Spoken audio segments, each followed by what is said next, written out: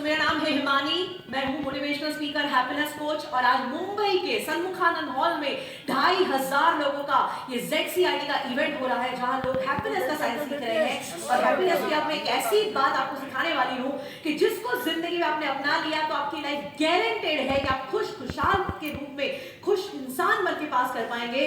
पर अगर ये चीज आपने लाइफ से निकाल फेंकी तो आप चाह के भी कभी खुश नहीं रह पाएंगे। And the most important ultimate secret of happiness is the attitude, slide please, the attitude of gratitude, यानी कृतज्ञता की भावना। जिस इंसान के अंदर कृतज्ञता की भावना है वो हमेशा खुश रह सकता है, जिसके अंदर कृतज्ञता की भावना नहीं वो कभी खुश नहीं रहेगा। और कृतज्ञता की भावना मतलब क्या? तो कृतज्ञता मतलब धन्यवाद की भावना, थैंकफुलनेस की भावना, और किसके प्रति? जिसने आपको बना के भेजा है उसके प्रति। और उसके प्रति अगर थैंकफुल नहीं होना तो आप खुश नहीं रह पाओगे। और इसीलिए एक सर्वे हुआ कि जो लोग रेगुलरली मंदिर, मस्जिद, चर्च, गुरुद्वारा जाते हैं वहां क्यों जाते हैं, तो पता चला कि मैक्सिमम लोगों के 3 इंटेंशन होते हैं। एक, कोई ना कोई प्रॉब्लम आता है तब भागते वहां, हे भगवान हेल्प मी। दूसरे होते हैं कभी प्रॉब्लम आता है तो भगवान के पास ही जाते हैं। दूसरे होते हैं जो कोई ना कोई कंप्लेन करने को जाते हैं कि मुझे ऐसा क्यों दिया, अच्छा घर नहीं दिया, अच्छी गाड़ी नहीं दी, अच्छी बीवी नहीं दी, ये बाजू वाली क्यों नहीं दी। और तीसरे होते हैं जो मांगने को जाते हैं, ये दे दे, वो दे दे, एक नहीं 2 4 दे दे। भगवान भी इनको कहते होंगे सोफिस्टिकेटेड भिखारी। उसको सब मिला है, आज भी भीख मांगता है। किसी फकीर को पूछा गया कि अमीर गरीब में फर्क क्या? बोले कोई फर्क नहीं, अमीर और गरीब में एक ही फर्क, गरीब मंदिर के बाहर मांगता है और ये अमीर मंदिर के अंदर मांगता है। तो कहने का मतलब तो ये 3 लोग हैं मैक्सिमम, बट यस इस दुनिया में एक कैटेगरी वो भी है जो सब मांगने, कंप्लेन करने को नहीं जाते, वो उस प्लेस पे जाते हैं, माथा टेकते हैं और धन्यवाद कहते हैं कि ईश्वर तूने कितनी कृपा कर दी, कितना दे दिया। और आई नो आपके हाथ बंधे हुए पर आप मुंह से ताली बजा सकते हैं।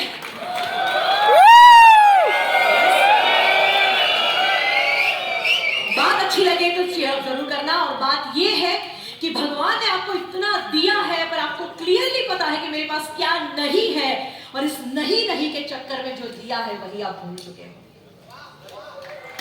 क्योंकि एग्जाम्पल मैं देखती हूँ लोगों को कंप्लेन होती है, कंप्लेन वही इंसान करता है जिसके अंदर ग्रेटिट्यूड नहीं होता।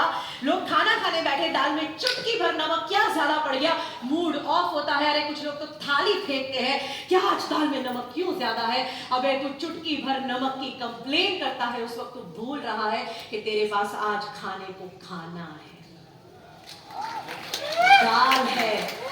सोच उन भिखारी बच्चों के जो भीख मांगते हैं और एक सूखी रोटी मिल जाए उसकी प्रार्थना करते हैं, कैसी भूख लगी होगी और तुझे चुटकी भर नमक सहन नहीं होता। कुछ लोग कंप्लेन करते हैं कि मेरा घर ऐसा क्यों है, उसके जैसा क्यों नहीं है, बड़ा क्यों नहीं है। अबे जैसा है ऐसा हाथ जोड़, मत्था टेक, थैंक यू बोल, तेरे को रहने के लिए एक छत तो मिला। भारत की सड़कों पे घूम के आकर पता चलेगा हजारों नहीं लाखों लोग सड़क पे ही पैदा होते हैं, सड़क पे ही मर जाते हैं। उसके पास घर नहीं है रहने को। पूछो कि वो सर्दी में कहां जाता होगा, गर्मी में आप एसी के बैठे 2 मिनट नहीं रह सकते, उसका हाल क्या होता होगा। और ये बारिश में जाता कहां होगा। और ऐसे एक दो नहीं हजारों सैकड़ों परिवार रास्तों में बसते हैं। पूछो उनको कि छत की वैल्यू क्या है। कुछ लोगों को अपना काम पसंद नहीं आता, अबे क्या बन के बैठा हूं, एजेंट बन के बैठा हूं, ऐसी कंप्लेन करते हैं। अबे जो है वो है, अप्रिशिएटेड। अगर तू ही खुद के काम की वैल्यू नहीं करेगा, खुद को रिस्पेक्ट नहीं देगा, बिकॉज़ एज एन एजेंट आपके लिए बहुत जरूरी है कि आप अपने काम का रिस्पेक्ट करें। आप करेंगे ना, दुनिया रिस्पेक्ट करेगी। और पूछ के आओ उन लोगों को जिसके पास आज काम नहीं है, उसके पास पूछो कि what is the value of work. अरे कुछ लोगों को कंप्लेन होती है कि मेरे बच्चे ऐसे क्यों हैं, समझते नहीं है, सुधरते नहीं है। मैं कहती हूं जैसे है मत्था टेक भगवान के सामने और बोल धन्यवाद, तेरे को बच्चे मिले। अपनी संतान को पूछ के आओ। और मैं तो कॉर्पोरेट ट्रेनर हूँ, मोटिवेशनल स्पीकर हूँ, बहुत सारे सब्जेक्ट पे अलग अलग ग्रुप, समाज, संस्था में प्रोग्राम लेती हूँ। मेरा एक पेरेंटिंग प्रोग्राम है, कल ही पुणे के अंदर हमारा पेरेंटिंग प्रोग्राम होने वाला है।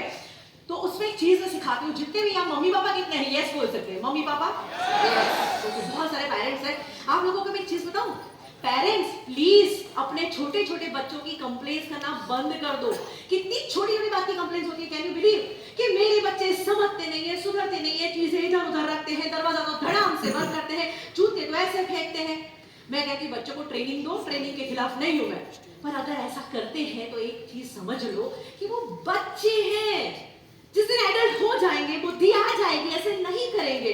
पर तुम इस कंप्लेन के अंदर तुम्हारी जिंदगी का सबसे सुनहरा मौका मिस कर रहे हो, और वो सुनहरा मौका है उस बच्चे का बचपन एंजॉय करने का।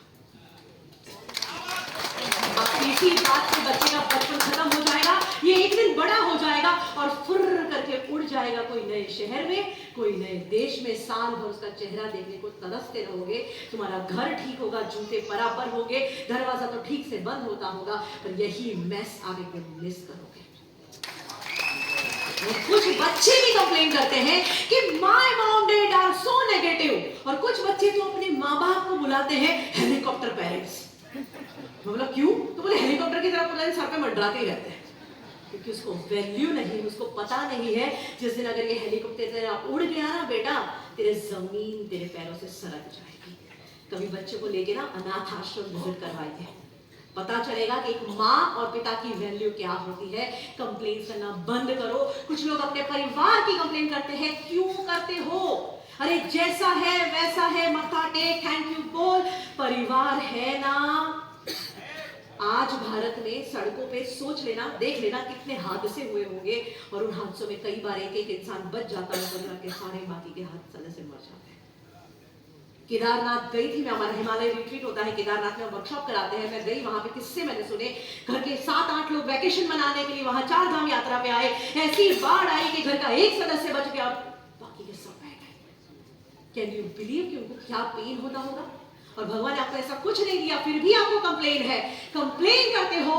Last 2 most important complaints. एक कंप्लेन होती है कुछ लोगों को अपने बॉडी की, हाउ डेयर यू, यहां बैठे हुए एक एक इंसान को मैं बता देती हूँ, भूल से अपने शरीर की कंप्लेन मत करना। कंप्लेन अगर करते हो तो तुम भूल जाते हो कि आज तुम्हें बॉडी का कोई भी कंप्लेन है, और जब से आई हूं मैं तब से ऐसे टुकुर टुकुर मुझे देख रहे हो, मेरी बातों पे तालियां बजा रहे हो, जब कह रही हूं जंप मार रहे हो, तो भगवान ने सबसे बड़ा ब्लेसिंग तो दे दिया, देखने के लिए आंखें दे दी, ताली बजाने के लिए हाथ दे दिए, चलने के लिए पैर दे दिए। क्या तुमने इसका थैंक यू बोला? तो तुम्हें थैंक यू नहीं बोला तो तुम्हें कोई हक नहीं है कंप्लेन करने का।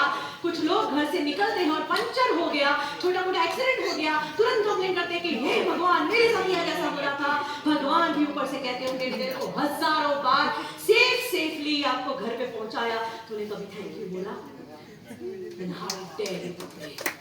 अभी भी इतना सुनने के बावजूद भी किसी का भी ऐसा मूड है कि मेरे को अभी भी मूड नहीं आ रहा, खुशी नहीं मिल रही, तो ओ बॉस सुन लेना, द मोस्ट इंपॉर्टेंट थिंग आज के दिन की अगर आपको कंप्लेन हो ना, कुछ भी कंप्लेन, तो 2 मिनट ये सोच लेना, इस दुनिया में हर दिन 1 से 1.5 लाख लोग अपनी आंखें नहीं खोलते, और आज भी 1 से 1.5 लाख लोगों ने आंखें नहीं खोली, और आप इतने नसीब वाले थे कि आपका उस लॉटरी में नंबर नहीं निकला। बात खत्म नहीं, इससे भी ऊपर की एक बात कि जब 1 लाख इंसान चले गए ना, तो वो तो चले गए, पर आपको पता है उसकी नजदीक के 10 लोग तो होंगे ना हर एक के जीवन में जो उसको प्यार करते हो। कैन यू बिलीव, आज 1 लाख गए हैं, उनके परिवारों को क्या महसूस हो रहा होगा? आज का दिन 19 सितंबर 10 लाख लोगों के जीवन में कितना भयानक होगा, और आप इतने नसीब वाले हो कि आज आपकी तो आंखें खुली है बॉस, पर एक बात भी तय है कि आप जिन जिन लोगों को जीवन में प्यार करते हो ना, उन सभी की आंखें आज भगवान ने खोली है, तभी इधर टनाटन आके बैठ के एंजॉय कर रहे। इतना होने के बाद अगर जबान मुंह से दिल से थैंक यू ना निकले,